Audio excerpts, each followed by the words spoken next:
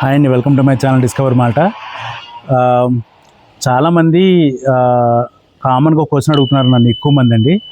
So అన్న, work Europe రావాలంటే student visa కరెక్టా లేదా వర్క్ వీసా కరెక్టా అని చెప్పని. సో నేను దానికి సంబంధించిన క్లారిటీ ఇవ్వడం కోసం నేను ఇప్పుడు ఈ వీడియో చేస్తున్నాను. యాక్చువల్గా వర్క్ వీసా స్టూడెంట్ వీసా అని కాదండి. ఫస్ట్ మనం కట్టే అమౌంట్ సేఫ్గా ఉండాలి. మనం 1000-2000 కట్టాం కదండి, లక్షల్లో కడతాం అమౌంట్ అనేది. సో మనం కట్టే అమౌంట్ సేఫ్గా ఉండడమే కదా ఎవరైనా కోరుకునేది, మీరైనా నేనైనా ఎవరైనా కానీ. ఎందుకంటే డబ్బున్న వాళ్ళు ఎవరో కూడా ఈ కంట్రీస్కి వచ్చి వర్క్ చేసి ఇంటికి అమౌంట్ పంపించి అవసరం లేదు కదండి, వాళ్ళకి నీడ్ లేదు కదా. సో మధ్యతరగతి కుటుంబీకులు, ఇంకా నేనంటే బాగా పేదవాళ్ళు కూడా కాదు, మధ్యతరగతి కుటుంబీకులే బయట అప్పు చేసి ఆ అప్పుని కన్సల్టెన్సీస్ కానీ ఈ చదువు నిమిత్తం కానీ ఇతర దేశాలు పంపించి వాళ్ళకన్నా మన జీవితం మెరుగ్గా ఉండాలని ఇలాంటి ప్రయత్నాలు చేస్తారు. సో ఇప్పుడు నేను చెప్పేది కూడా ఆ ఉద్దేశంతోనే. సో మనం కట్టే అమౌంట్ సేఫ్గా ఉండాలంటే ఎటువంటి పద్ధతి ఫాలో అయితే మన అమౌంట్ సేఫ్గా ఉంటుంది అనే ఉద్దేశంతో నేను వీడియో చేస్తున్నాను. విత్ ఎగ్జాంపుల్స్తో కూడా ఇస్తానండి ఇప్పుడు ఈ వీడియోలో, ఎందుకంటే నా కళ్ళ ముందే జరిగిన కొన్ని ఎగ్జాంపుల్స్. సో అవన్నీ కూడా ఈ వీడియోలో పొందుపరుస్తున్నాను. ఎక్కడ కూడా స్కిప్ చేయకుండా లాస్ట్ వరకు చూడండి. నేను మిమ్మల్ని అడిగేదల్లా ఒకే ఒకటి, ఈ వీడియో మీకు నచ్చినట్లయితే లైక్ చేయండి, షేర్ చేయండి, సబ్స్క్రైబ్ చేయండి. సో మనం వీడియోలోకి వెళ్దాము. ఏంటంటే నేను చెప్పాల్సింది వర్క్ వీసా. వర్క్ వీసా ఎలా ఉంటుందంటే అండి, కన్సల్టెన్సీతో టైఅప్ అయి ఉంటాం మనం. కంపెనీ మనకి తెలుసు, అంటే కంపెనీ మనం చూస్తాం, ఇది ఆన్లైన్లో అలా చూస్తాం తప్పితే కంపెనీ డైరెక్ట్గా ఎక్కడ కూడా ఇండియన్స్తో టైఅప్ అవ్వదు డైరెక్ట్గా. సో మధ్యలో కన్సల్టెన్సీ వాళ్ళు ఉండి వాళ్ళ ద్వారా మాత్రం మనం నడుస్తూ ఉంటుంది ఉద్యోగం అనేది. సో మనం పే చేస్తే కూడా ఎవరికి పే చేస్తాం, కన్సల్టెన్సీ వాళ్ళకి పే చేస్తాం. ఈ కన్సల్టెన్సీ వాళ్ళు రకరకాలుగా పేమెంట్ అనేది తీసుకోవడం జరుగుతుందండి. డిపెండ్స్ సిచ్యువేషను, పరిస్థితులను బట్టి. కొంతమంది ఎలా ఇప్పుడు యాక్చువల్గా ఈ మాల్టాకి ఎలా తీసుకున్నారంటే అండి, 4,50,000, 5,00,000, 5,50,000 ఒక అమౌంట్ అంటూ లేదు మాట అండి. వాళ్ళకి నచ్చిన విధంగా అవసరాన్ని బట్టి ఆ అమౌంట్ వసూలు చేయడం అనేది చేస్తారు. సో మా ఫ్రెండ్ వాళ్ళ మిస్సెస్ని తీసుకురావడం కోసం ఒక కన్సల్టెన్సీని పట్టుకున్నాడు. సో వాళ్ళు ఏం చేశారంటే ఒక ప్రాసెస్ చెప్పారు. ఎందుకంటే అబ్బాయి ముందుగా నన్ను అడిగాడండి, అబ్బాయి ఎలా చేయాలని అడిగితే నేను చెప్పా, ముందు వాళ్ళ టర్మ్స్ అండ్ కండిషన్స్ తెలుసుకో, ఎలా పే చేయాలి, ఎంత పే చేయాలి అని చెప్పి అడుగు. ఒకేసారి మొత్తం అమౌంట్ పే చేద్దాం. కొంతమంది మొత్తం అమౌంట్ కూడా పే చేస్తారండి మొదట్లోనే. అది ఎంత రిస్క్ అంటే మొత్తం ఆ చేతిలో పెడుతున్నాం మనం, వాడు చేస్తారని లేదో కూడా తెలియదు. డబ్బు పే చేసిన తర్వాత వాళ్ళు మనం ఎందుకంటారని వినరు కదా, మనం వాళ్ళ దగ్గర సరెండర్ అవుతున్నట్టే లెక్క. సో డబ్బు మనం పెట్టి మనం వాళ్ళకి సరెండర్ అవ్వడం చాలా తప్పు పద్ధతి అన్నమాట. సో వినండి వింత పూర్తిగాను. ఫస్ట్ 1,50,000 పే చేశాడు. సో తర్వాత అప్రూవల్ వచ్చిన తర్వాత 1,50,000 పే చేయాలన్నారు. తర్వాత వీసా వచ్చిన తర్వాత మిగిలిన అమౌంట్ పే చేయాలన్నారు. స్టార్టింగ్లో వాళ్ళు అన్నది అయితే కనుక 4 లక్షలే వీసాకు సంబంధించింది.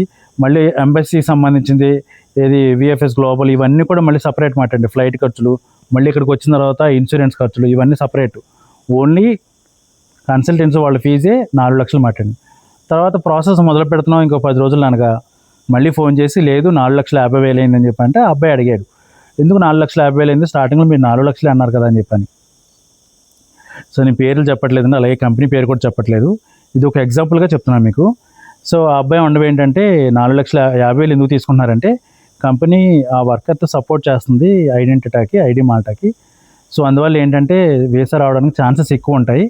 మీరు 50,000 కోసం చూసుకుంటే ఎలాగా, వీసా రావాలి కదా, కంపెనీ అయితే సపోర్ట్ చేస్తుంది, ఆ వర్కర్ మాకు కావాలని చెప్పని, దానివల్ల వెయిటేజ్ ఎక్కువ ఉంటుందని చెప్పి అన్నారు. సో ఇంత ఖర్చు పెట్టినప్పుడు 50,000 కోసం ఆలోచించారు కదా. సో నా దగ్గరికి వచ్చి చెప్పాడు అబ్బాయి ఇలా అని. సరే 50,000 ఏముందో, అమ్మాయి రావాలని కోరుకుంటున్నావు కదా, ఎటు అక్కడే ఉండాలి, ఆ అమ్మాయిని తెచ్చుకుంటే మీకు ఎడిషనల్ సపోర్ట్ అవుతుంది కదా అమ్మాయిని, కానీ తీసుకోమన్నాను.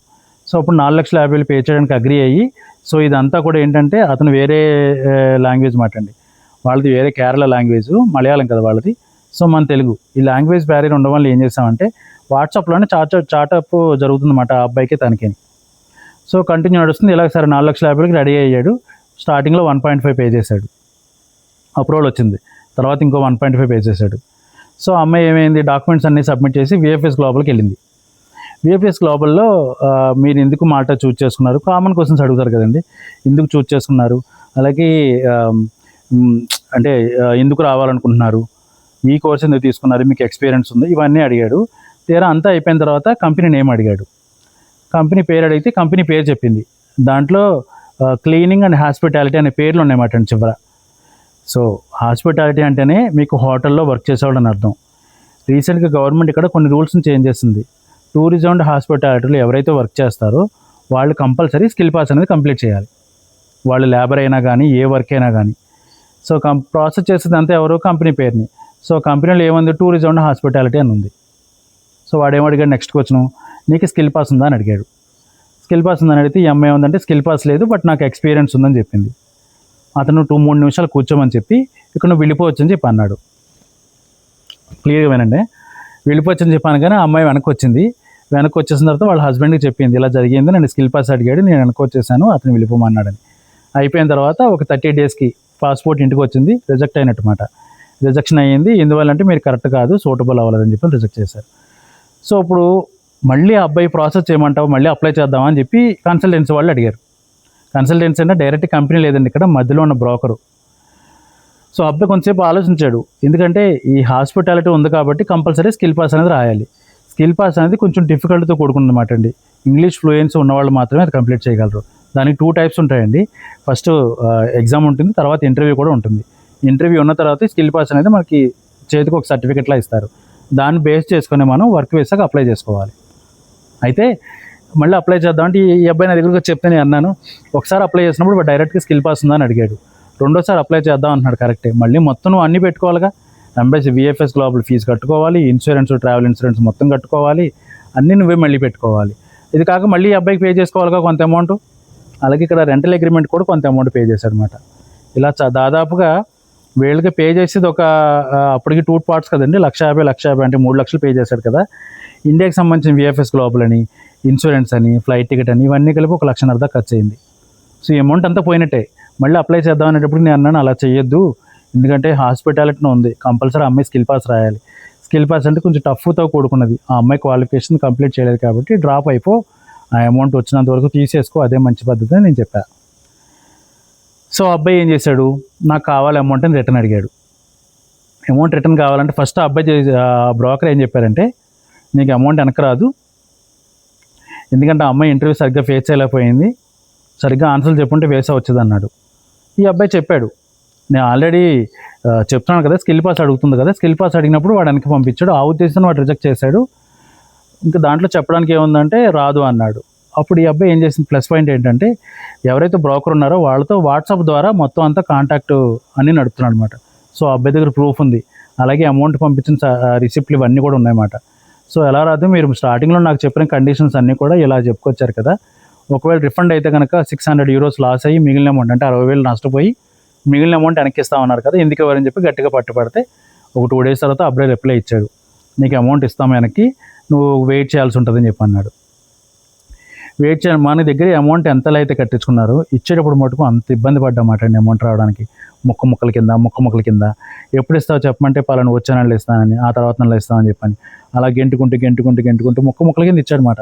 ఏదో మన డబ్బులు మనకి ఇస్తున్నట్టు కాదండి, మన డబ్బులు ఏదో వాళ్ళ డబ్బులు మనకి ఇస్తున్నట్టుగా ఫీల్ అయ్యి మనకి అమౌంట్ రిటర్న్ చేశాడు. సో ఇదంతా ఇబ్బంది అవసరం అండి మనకు అసలు. మనం దేనికి వస్తున్నాం, అంత అప్పు చేసి అవన్నీ పెట్టి. ఆ అబ్బాయి ఆలోచన ఏంటి, వాళ్ళ వైఫ్ తెచ్చుకుంటే తనతో పాటు తన వర్క్ చేస్తుంది కదా, కొంత ఫైనాన్షియల్గా సపోర్ట్ అవుద్ది, మంచిగా ఉండొచ్చు, పిల్లల్ని బాగా చూసుకోవచ్చు. ఎవరి ఆలోచన అదే కదండి. ఇప్పుడు ఆ అమౌంట్ వెనక్కి తీసుకురావడానికి ఎంత ఇబ్బంది పడ్డాడో ఆ అబ్బాయి ఇక్కడ మాల్టాలో ఉంటూ, ఇక్కడ మాల్టాలో ఉన్న అబ్బాయి ప్రాసెస్ చేస్తున్నాడు కాబట్టి ఆ అమౌంట్ వెనక్కి వచ్చింది. మీరే ఆలోచించండి, ఒక ఇండియాలో ఉన్న వ్యక్తి ఇక్కడ ఉన్న మాల్టాలో ఉన్న వ్యక్తితో ప్రాసెస్ పెట్టుకుంటే ఆ అమౌంట్ వెనక్కి వస్తుందని మీరు ఎంతవరకు ఎక్స్పెక్ట్ చేయగలరు? అతను మాల్టా రాలేడు, సో ఇండియాలో ఉంటాడు. ఇతను మాల్టా నుంచి ఇండియా వెళ్ళడం రేరు, ఎప్పుడు ఉంటాడో తెలియదు. పైగా అతను ప్లేస్ కాదు, వేరే లాంగ్వేజ్, అతను అడగలేడు కదా. సో లోకల్లో ఉంటాం కాబట్టి గట్టిగా అడిగి డబ్బులు తెచ్చుకున్నాడు. ఇలా ఉంటుందండి వర్క్ వేస్ అనేది. నేను చిన్న ఎగ్జాంపుల్ చెప్తున్నాను. అసలు ఆ అబ్బాయి, మా ఫ్రెండ్ సిచ్యువేషన్ పక్కన పెట్టండి, నా దాని గురించి చూడండి. నేను ఇప్పుడు వచ్చి 5 సంవత్సరాలు కంప్లీట్ అయింది, ఇప్పుడు 6వ సంవత్సరం నడుస్తుంది. మొత్తం మేము 13 మంది అండి అప్లై చేసాము. 13 మందిలో 3కి మాత్రమే వీసాలు వచ్చినాయండి, 10 మందికి రాలా. అప్పుడు మేము స్టార్టింగ్ మొదలు పెట్టేటప్పుడు ఈ 10 మంది కలిపి గ్రూప్ చేసుకున్నాం అన్నమాట, వాట్సాప్ గ్రూపు. సో ఎవరెవరు ఎక్కడ అప్లై చేసుకోవాలి ఏంటంటే నాలెడ్జ్ కోసమే కదండి ఇవన్నీ పెట్టుకునేది. సో ఒక నాలెడ్జ్ కోసం గ్రూప్ పెట్టుకుంటే లాస్ట్కి ఎప్పుడైతే రిఫండ్ అయ్యిందో, వెనక్కి రిజెక్ట్ అయిందో, అమౌంట్ అడగడం మొదలుపెట్టారు. అమౌంట్ అడుగుతుంటే రెస్పాండ్ అవ్వట్లా. అమౌంట్ నా దగ్గర లేదు, కంపెనీ కట్టేశాను అంటాడు. కంపెనీ కట్టేశానంటే రాదే ఎంతకాలమైనా, స్టిల్ ఇప్పుడు 5 సంవత్సరాలు అయింది, ₹1 కూడా వెనక్కి ఇవ్వాల. ఒక్కోసారి నేను చూస్తూ ఉంటాను ఆ గ్రూప్లో, ఒక అబ్బాయి అయితే అన్న నేను మ్యారేజ్ చేసుకున్నాను, పెళ్లి చేసుకుని కట్టిన డబ్బులు నేను పెట్టాను, ఇలా లైఫ్ బాగుంటుందని, ఇలా రకరకాల మాట్లాడండి. ఒక అతనైతే నేను హ్యాంగ్ చేసుకుంటాను, ఊరేసుకుంటాను, నువ్వు డబ్బులు ఇవ్వకపోతాయని, ఇలా ఎన్ని బెదరగొట్టినా కానీ ₹1 మటుకు వెనక్కి ఇవ్వాల. సో అలాగే చెప్తున్నానండి, కన్సల్టెన్సీకి ఇచ్చేటప్పుడు చాలా జాగ్రత్తగా ఉండి పే చేయండి. మనకి అమౌంట్ వస్తుంది నమ్మకమైన వ్యక్తి అనుకుంటేనే పే చేయండి. సో లేదంటే మనం కష్టపడిన డబ్బు రూపాయి రాదు సరికదా, ఆ ఉన్న అప్పు చేసిన అప్పుని తీర్చుకోవడానికి చాలా జీవితం సరిపోద్ది అన్నమాట. అలా చాలామంది నష్టపోతున్నారు. నిజంగా మీ దగ్గర స్కిల్ ఉంటే కంప్లీట్ చేసుకోవచ్చండి. ఇప్పుడు ఇక్కడ నుంచి డైరెక్ట్గా ఇంటర్వ్యూ ఫేస్ చేసి అక్కడి నుంచి అసలు ఈ బ్రోకర్లతో సంబంధం లేకుండా వచ్చిన వాళ్ళు చాలామంది ఉన్నారు. ఇక్కడ ఏంటంటే ల్యాక్ ఆఫ్ నాలెడ్జ్, మనకి అంతమించి ఏం లేదండి. ఇప్పుడు నేను నెక్స్ట్ వీడియో చేస్తున్నాను, బీఎస్సీ నర్సింగ్ కంప్లీట్ చేసిన వాళ్ళందరూ కూడా ఇక్కడ చాలా హ్యూజ్ డిమాండ్ ఉంది. వాళ్ళకి వచ్చే శాలరీస్ ఎలా ఉంటాయి, ఎలా కంప్లీట్ చేసుకోవాలనేది. సో వాళ్ళంతా డైరెక్ట్గా అవకాశం ఉంటే అప్రోచ్ అవ్వచ్చు, నో ప్రాబ్లం. వాళ్ళకి మంచి కెరీర్ ఉంటుంది. సరే, ఇప్పుడు నీ వర్క్ వీసా గురించి చెప్పాను కదా, ఇలా ఉంటుంది ప్రాసెస్ అని చెప్పని. ఎవరైనా బ్రోకర్ కానీ లేదా కన్సల్టెన్సీ కానీ అప్రోచ్ అయ్యేటప్పుడు మీ దగ్గర వాళ్ళకి పే చేసినప్పుడు రిసీట్లు మటుకు త్రూ అకౌంట్ నుంచి అకౌంట్కే చేయండి. ఫోన్పే కానీ గూగుల్ పే కానీ చేయకండి. ఎందుకంటే మీ దగ్గర ఒక ప్రూఫ్ ఉంటే మనం వాళ్ళని అడగగలం. ఇప్పుడు నాకు వాట్సాప్లో జరిగిన స్టేటస్, అతను ప్రతిదీ కూడా త్రూ వాట్సాప్లోనే పంపించాడు. నేను స్టార్టింగ్ ఎంత పే చేయాలి, సెకండ్ ఎంత పే చేయాలి, థర్డ్ ఎంత పే చేయాలి, ప్రతిదీ నా దగ్గర ఉందన్నమాట. స్టార్టింగ్ నుంచి మొన్నటి వరకు కూడా, మా ఫ్రెండ్ దాని గురించి చెప్తున్నాను నేను. సో ఉంది కాబట్టి మనం రికవర్ చేయగలిగాం. లేదనుకోండి ఎలా రికవర్ చేస్తాం, మన దగ్గర ప్రూఫ్ ఎవిడెన్స్ లేనప్పుడు. సో అందరికీ ఇలా జరుగుతుందని చెప్పలేమండి. లోకల్లో ఉండి మోసపోయిన వాళ్ళు చాలామంది ఉన్నారు. సో మనం ఏదో జీవితం మార్చుకుందామని వస్తాము, మన మీద పడి తిని బతికాలి సంపాదించుకునే వాళ్ళు చాలామంది ఉంటారు అలాగా. సరే, ఈ వర్క్ వీసా అనేది ఈ విధంగా జరుగుతుంది. నెక్స్ట్ నేను చెప్పేది స్టూడెంట్ వీసా. ఈ స్టూడెంట్ వీసా అనేది ఎలా జరుగుతుందంటే, సర్టెన్ మీకు ఇక్కడ ఏదైనా కోర్స్ చేయడానికి వచ్చి నెక్స్ట్ కోర్సు పూర్తయిన తర్వాత ఒక జాబ్ అనేది వెతుక్కుంటారు అనమాట. కంపల్సరీ మీరు చేసిన కోర్సుతోనే జాబ్ చేయాలనేది కంపల్సరీ ఉండదు. మీకు నచ్చిన కోర్సు చేసుకోవచ్చు, అలాగే మీరు నచ్చిన జాబ్ కూడా చేయొచ్చు. ఫర్ ఎగ్జాంపుల్ రీసెంట్గా ఎంకాస్ట్ వాళ్ళు కొత్త కోర్సులు కొన్ని తీస్తారు అనమాట. ఆ కోర్సెస్ ఎలా ఉంటాయంటే, కేర్ టేకర్. నెక్స్ట్ నేను వీడియోలో కంప్లీట్గా చెప్తాను అనుకోండి. ఇది కేర్ టేకర్ అంటే పెద్దవాళ్ళని చూసుకోవడం, లేదా చిన్నపిల్లల్ని కేర్ తీసుకోవడం, వాళ్ళని జాగ్రత్తగా చూసుకోవడం, ఇవి ఆయాలాగమాట. సో దానికి సంబంధించిన కోర్సెస్ ఉంటాయి. 8 నెలల కోర్సు, 1 year, 2 years, 3 years. మనకు ఇప్పుడు ఇంటర్మీడియట్, డిగ్రీ అలా అయితే కోర్సెస్ ఉంటాయి, అలాగే ఇక్కడ కూడా దానికి సంబంధించిన కోర్సెస్ ఉంటాయి. సో ఈవెన్ మీరు వర్క్ వీసా కన్నా చేసే బదులు స్టూడెంట్ వీసాకి వేసుకుంటారు 8 నెలలు. 8 నెలలు కంప్లీట్ అయిన తర్వాత మీకు నచ్చిన దాంట్లోకి మారిపోవచ్చు. కంపల్సరీ అదే చేయాలనేది ఏం లేదు. ఇక్కడ మీకున్న మెయిన్ ప్లస్ పాయింట్ ఏంటంటే, మన అమౌంట్ సేఫ్గా ఉంటుంది. స్టూడెంట్ వీసాగా అప్లై చేయాలన్నా, అలాగే స్లాట్ బుక్ చేయడం అంతా కూడా యూనివర్సిటీ చూసుకుంటుందండి. రెండోది ఏంటంటే, మనం పే చేయాల్సిన ఫీజు ఉంటుంది కదా, ఫీజు ఎవరికి కూడా పే చేయం. ఎవరైతే స్టూడెంట్ ఉన్నారో ఆ స్టూడెంట్ డైరెక్ట్గా ఏదైతే యూనివర్సిటీ ఉందో వాళ్ళ అకౌంట్ నుంచి యూనివర్సిటీకి ట్రాన్స్ఫర్ చేయాల్సి ఉంటుంది. సో దీనివల్ల ఏమవుతుందంటే, ఫర్ ఎగ్జాంపుల్ మీరు ఎడ్యుకేషన్ లోన్ తీసుకున్నారు, ఎడ్యుకేషన్ తీసుకుని యూనివర్సిటీ పే చేశారు అనుకుందాం, వీసాకి అప్లై చేశారు, అంతా అయిన తర్వాత గవర్నమెంట్ వీసా రిజెక్ట్ చేసింది అనుకుందాం. రిజెక్ట్ అయినా కానీ మీరు హ్యాపీగా ఫీల్ అవ్వచ్చు, ఎందుకంటే మీది ₹1 కూడా లాస్ అవ్వరు. యూనివర్సిటీ పే చేసిన అమౌంట్ మొత్తాన్ని మళ్ళీ అదే యూనివర్సిటీ అదే అకౌంట్కి రిఫండ్ చేస్తుంది. సో స్టూడెంట్ వీసాలో ఆ బెనిఫిట్ ఉంటుంది. నాకు తెలిసి అయితే స్టూడెంట్ వీసా అనేది బెస్ట్ అనుకోవచ్చండి. ఈ వర్క్ వీసా పడి ఇక్కడికి వచ్చి మళ్ళీ మీరు జాయిన్ అవ్వాలనుకోండి, అట్లీస్ట్ 1.5 month పడుతుంది. ఇక్కడికి వచ్చిన తర్వాత మీరు చెస్ట్ ఎక్స్రే తీసుకోవాలి, అలాగే ఐడెంటిటీ మాల్టాకి అప్లై చేసుకోవాలి, స్లాట్కి వెళ్ళి బయోమెట్రిక్ వేయాలి, తర్వాత మీకు బ్లూ పేపర్ అనేది వస్తుంది. నేను ఈ మాల్టా గురించి చెప్తున్నానండి, మిగతా కంట్రీ గురించి నాకు తెలియదు. సో అప్పుడు మీరు వర్క్ వెళ్ళడానికి అర్హత ఉన్నట్లు లెక్క. బ్లూ పేపర్ వచ్చినంత వరకు ముందుగా అయితే వెళ్ళకూడదు, ఎందుకంటే వాళ్ళు వచ్చి చెక్ చేస్తే కనుక లీసా వాళ్ళు, సో అది లీగల్గా మీరు ప్రాబ్లం ఫేస్ చేయాల్సి వస్తుంది.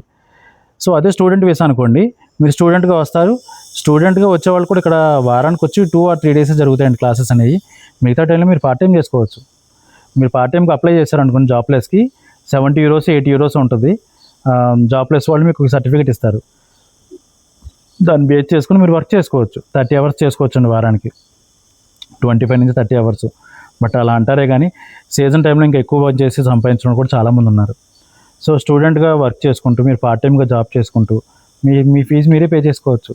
తక్కువ 8 నెలల కోర్స్ అనుకోండి, ఇలా మీరు వెళ్ళి వచ్చేలేపు 8 నెలల కోర్స్ అయిపోద్ది. తర్వాత మీకు నచ్చిన దాంట్లో మూవ్ అయిపోవచ్చు, కార్డు కన్వర్ట్ అయిపోద్ది. సో ఇదేనండి నేను చెప్పాలనుకుంటుంది వర్క్ వీసాకి స్టూడెంట్ వీసాకి ఉన్న డిఫరెన్షియేషను. స్టూడెంట్ వీసాగా అప్లై చేయాలనుకున్న వాళ్ళు 25, 30, 35 అలా ఆ ఏజ్ వాళ్ళు చేసుకోండి. ఎందుకంటే ఇక్కడికి వచ్చాక కోర్స్ కంప్లీట్ చేసి బెటర్ కెరియర్గా ఉండడానికి ఉంటుంది. ఎక్కువ వయసు ఉన్న వాళ్ళు స్టూడెంట్గా వచ్చారనుకోండి, సపోజ్ 45 years ఉన్నవాళ్ళు స్టూడెంట్గా ఇక్కడికి వచ్చి ఎప్పుడు కోర్స్ కంప్లీట్ చేస్తాడు, ఎప్పుడు వర్క్లోకి వెళ్తాడు. సో అలాంటి వాళ్ళకి కొంచెం మటుకు ఇబ్బందిగా ఉంటుందని చెప్పచ్చు. సో ఇదే డిఫరెన్షియేషన్ అండి వర్క్ వీసా స్టూడెంట్ వీసా అనేది. సో నేను ఇచ్చిన ఇన్ఫర్మేషన్ మీకు ఉపయోగపడుతుందని అనుకుంటున్నాను. ఇందులో ఏది కరెక్ట్ అన్నాను అడిగితే నేను చెప్పకూడదండి, అది మీరు తీసుకున్న డెసిషన్. ఎందుకంటే అమౌంట్ మీది, ప్రతిదీ మీదే కదా. నేను ఇప్పుడు ఎగ్జాంపుల్తో సహా చెప్పాను, నాకు తెలిసిన జరిగిన ఇన్సిడెంట్. అది సక్సెస్ఫుల్ అయినట్టే లెక్క, ఎందుకంటే అమౌంట్ మనకి వెనక్కి వచ్చింది. అమౌంట్ రాని అలా ఫెయిల్ అయ్యి చాలామంది ఉన్నారన్నమాట అండి. సో అమౌంట్ రాకపోతే వాళ్ళ పరిస్థితి చెప్పండి. 6 లక్షల రూపాయలు, 6,50,000, 7 లక్షలు అంతంత అమౌంట్ వెనక్కి ఇవ్వకుండా ఇబ్బంది పడ్డ వాళ్ళు చాలామంది ఉన్నారు ఇండియాలో. సో ఇదేనండి నా వీడియో. ఫస్ట్ టైం నా వీడియో ఎవరైనా చూసినట్లయితే నేను అడిగేది ఒకటేనండి, నేను ఇచ్చే ఇన్ఫర్మేషన్ మీకు నచ్చినట్లయితే లైక్ చేయండి, షేర్ చేయండి, సబ్స్క్రైబ్ చేయండి. Thank you.